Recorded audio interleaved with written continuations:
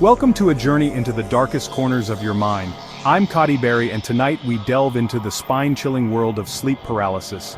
Imagine waking up unable to move, trapped in your own body, while something sinister lurks in the shadows. That's the terrifying reality of sleep paralysis. And tonight we're diving deep into 5 true stories that will leave you sleeping with the lights on. Our first story takes us to a small, quiet town, much like any other. A young woman named Sarah found herself experiencing the horrors of sleep paralysis for the first time. It started subtly, a feeling of pressure on my chest, a shortness of breath. But then I saw him. In the corner of her room, a dark, shadowy figure began to take form. Its eyes, 2 burning embers in the darkness, stared directly at her, piercing through her very soul. I struggled to move, to scream, but my body refused to obey. The Shadow Man, as if feeding off her terror, grew larger, more menacing. It inched closer, its form shifting and swirling like smoke in the wind. Just as the entity reached out towards her with a long, shadowy arm, Sarah's mind snapped back to consciousness, her heart pounding in her chest. I sat up in bed, drenched in a cold sweat. The image of the Shadow Man seared into my memory. To this day, she sleeps with the lights on, forever haunted by the chilling experience. Next, we traveled to the rural South, where a young man named David encountered a different kind of terror. He woke up one night paralyzed, a weight pressing down on his chest, suffocating him. Through blurry vision, I could make out the horrifying form of an old woman perched on my chest. Her skin was wrinkled and pale, her eyes glowed with a malevolent light, and her fingers, long and bony, dug into my flesh. The old hag, as she is often called, leaned down, her hot, putrid breath stinging his nostrils. She whispered dreadful things in his ear, things that made his blood run cold. I struggled against the unseen force that held me captive, but it was no use. The old hag's grip tightened, squeezing the air out of my lungs. Just when he thought he'd take his last breath, his senses returned. He gasped for air, his eyes frantically searching the room, but the old hag was gone. The experience left me traumatized, forever fearful of the night and the terrifying creatures that lurk in its shadows. Our third story brings us to the bustling city where a college student named Emily encountered the unknown. She woke one night, her body frozen, a feeling of dread washing over her. Her room was dark, but she could sense a presence lurking just beyond her vision. Slowly, it emerged from the shadows, a tall, slender figure with no discernible features. The faceless intruder, as if aware of her gaze, turned its head towards her. Emily's blood ran cold as she felt the emptiness of its stare penetrate her very being. The intruder glided across the room, its movements silent and smooth. It reached out with a long, slender arm, its touch sending chills down Emily's spine. She wanted to scream, to run, but her body remained a prisoner. Just as the faceless intruder was about to touch her face, Emily forced her eyes open, breaking free from the paralysis.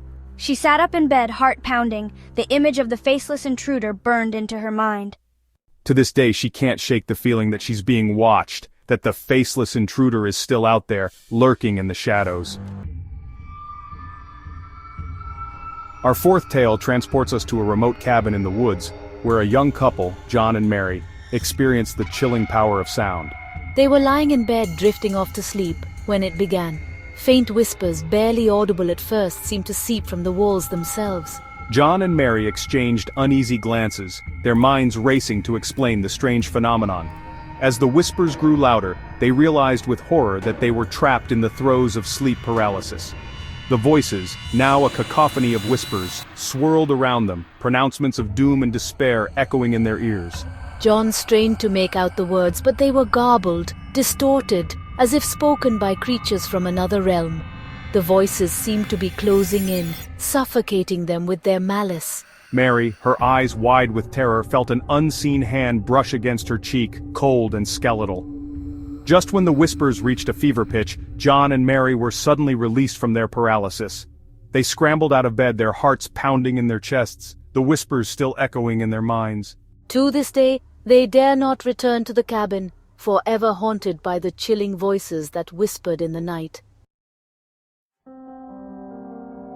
Our final story brings us face to face with the terrifying reflection of ourselves. A young woman named Jessica found herself staring into her own reflection, only to realize that it was staring back with a sinister grin. She had woken up in the middle of the night, her body frozen, her gaze drawn to the antique mirror across from her bed. At first, her reflection seemed normal, but then it began to change. The reflection's eyes turned black as night, its smile widened into a grotesque, unnatural grin, and a low growl emanated from its throat, a sound that sent shivers down Jessica's spine. She wanted to look away, to scream, but she couldn't break her gaze from the demonic entity that had taken over her reflection. The demon in the mirror reached out from the glass, its long, sharp claws scraping against the surface. Jessica's breath caught in her throat as she felt an icy cold grip tighten around her heart. The demon's grin widened, its eyes burning into her very soul. Just as the demon was about to break free from the mirror, Jessica's eyes snapped open, her body jolting upright in bed. She scrambled back against the headboard, her heart pounding in her chest. The image of the demon in the mirror forever seared into her memory. To this day, she refuses to look into a mirror at night, forever haunted by the horrifying reflection that had stared back at her. These stories are not for the faint of heart. They are glimpses into the dark side of our minds, the terrors that lurk just beyond the veil of sleep. Remember, the next time you wake up unable to move, you might not be alone. Something sinister might be watching you from the shadows. Thank you for watching, and don't forget to like and subscribe for more horror stories. Sweet dreams.